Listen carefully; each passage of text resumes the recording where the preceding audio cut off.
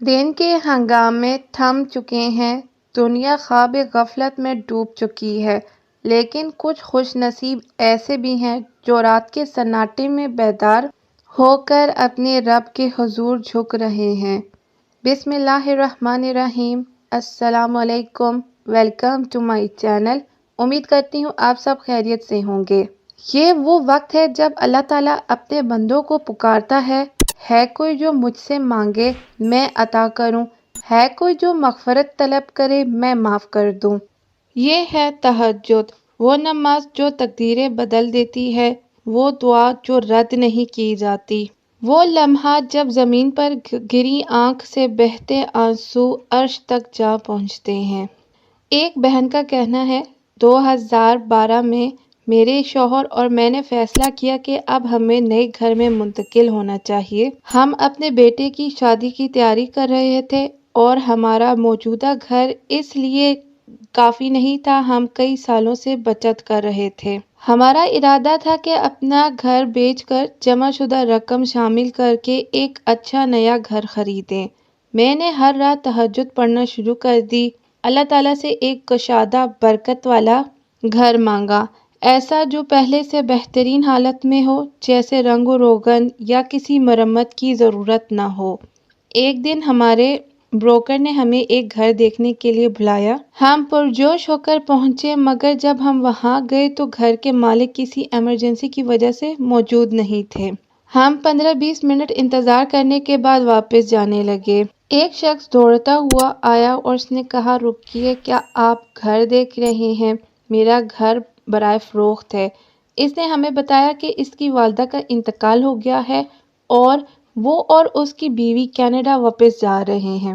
سبحان اللہ، وہ گھر میری توقعات سے کہیں زیادہ خوبصورت، کشادہ اور شاندار تھا۔ ہم نے کچھ اضافی قرض لے کر وہ گھر خرید لیا اور الحمدللہ وقت کے ساتھ ہم نے سارے قرض بھی چکا دیے، وہ گھر مکمل طور پر ہمارا ہو گیا۔ تہجد نے مجھے صرف وہی نہیں دیا جو میں نے مانگا تھا، بلکہ اس سے کہیں زیادہ عطا فرمایا۔ اللہ تعالیٰ واقعی سنتا ہے اور ایسے طریقوں سے عطا کرتا ہے جو ہم نے سوچے بھی نہیں ہوتے اور نہ ہم سوچ سکتے ہیں۔ لمحات میں کیسے قبول ہوئی؟ وہ کہتی ہیں کہ 15 سال تک میرا خواب تھا کہ میں ایک خاص ملک میں جا کر بس جاؤں۔ میں نے اس کی زبان سیکھی، مواقع تلاش کیے اور امید رکھی، مگر وقت گزرنے کے ساتھ حقیقت سامنے آنے لگی۔ میں زندگی میں پھنس گئی تھی، میری نوکری بے معنی لگنے لگی تھی اور شادی کا کوئی امکان نظر نہیں آ رہا تھا۔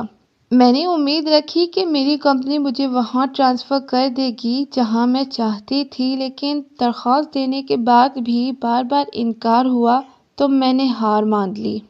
آخر کار میں نے استعفیٰ دے دیا، یہ سوچ کر کہ یہ دروازہ تو ہمیشہ کے لیے بند ہو گیا ہے۔ نوٹس پیریڈ کے دوران میں نے تہجد پڑھنا شروع کر دی، جو کہ مجھے میری دوست نے کہا کہ تم تہجد پڑھنا شروع کر دو اور دل سے اللہ تعالیٰ سے دعائیں کرنا شروع کر دو۔ اور پھر میں نے ویسے ہی کیا، تہجد پڑھنی شروع کی، دل سے اللہ تعالیٰ سے دعائیں مانگی، اور پھر صرف 2 ہفتے قبل جب میری نوکری ختم ہونے والی تھی، ایک نئی پوزیشن سامنے آئی۔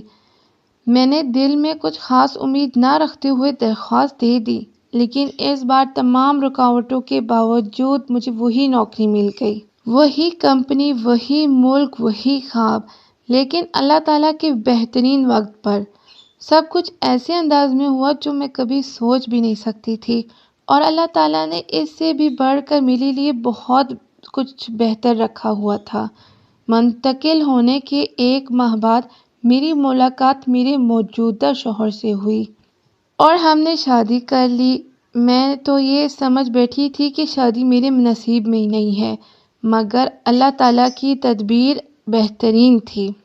وہ دعائیں جو میں نے ایک ٹین ایجر کے طور پر مانگی تھیں، جو میں تقریباً چھوڑ چکی تھی، وہ دعائیں جن کی امید میں نے اپنے دل سے نکال دی تھی، وہ سب پوری ہو گئیں۔ آپ کے لیے بھی میرا یہی مشورہ ہے، تہجد اور سچی دعا کو کبھی بھی نہ چھوڑیں۔ اللہ تعالیٰ ہمیشہ سنتا ہے۔ اللہ حافظ۔